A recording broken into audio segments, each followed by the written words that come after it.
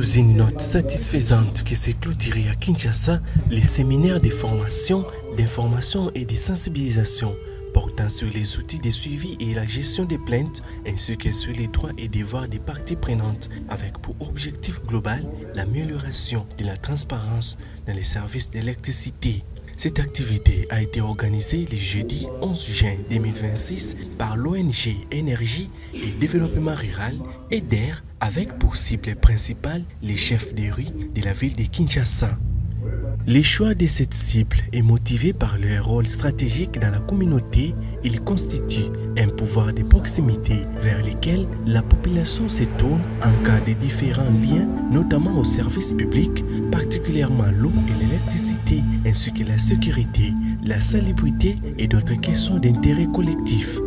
Chaque chef de rue peut, selon les contextes locaux, représenter environ 1200 personnes correspondant à une moyenne d'environ 60 ménages ou parcelles. Cette proximité rend leur rôle particulièrement efficace pour la restitution et la duplication des connaissances. Les séminaires s'inscrivent dans le cadre du plan d'action Environ, Energy, Transparency de EDR et CERMET en lien avec la campagne Tolembi Molili portée par la plateforme Corap visant la promotion d'un accès à l'électricité équitable pour tous, notamment en faveur des populations défavorisées.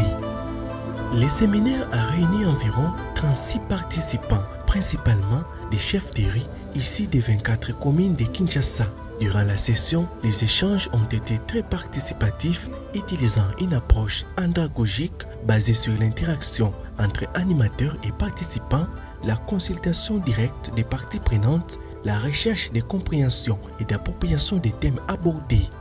Les participants ont bénéficié d'une traduction en termes simples, compréhensibles et adaptés pour faciliter la lecture des factures, la compréhension des documents clés et la clarification des démarches liées aux réclamations.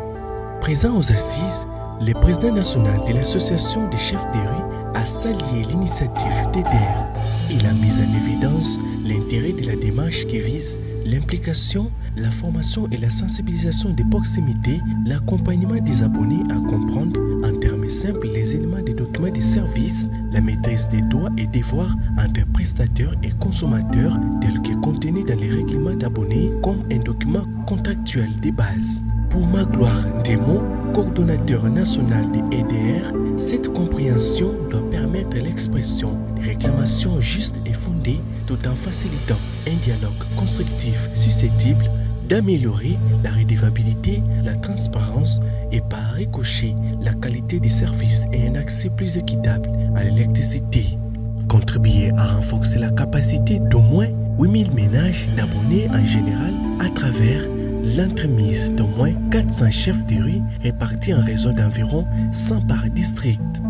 L'énergie et développement rural est une ONG créée en 2004, agréée en RDC qui œuvre pour l'accès à l'électricité ainsi qu'aux services essentiels, en particulier pour les populations urbaines et rurales plus défavorisées. EDR dispose d'une expérience en matière de formation, sensibilisation, suivi et évaluation, notamment via les travaux menés auparavant, par exemple des enquêtes à Matadi en 2019 dans un consortium Z et a réalisé une évaluation des satisfactions clients et des perceptions concernant les règlements d'abonnés ainsi que des actions menées avec d'autres partenaires dans le cadre des projets liés à l'eau et à l'énergie. Le séminaire du 11 juin 2026 a permis de réunir les chefs de rue autour des thèmes central, la transparence dans les services d'électricité à travers la maîtrise d'outils de suivi et de la gestion des plaintes et la compréhension des droits et devoirs entre abonnés et prestataires via les documents contractuels de base. La session a mis en évidence l'importance de vulgariser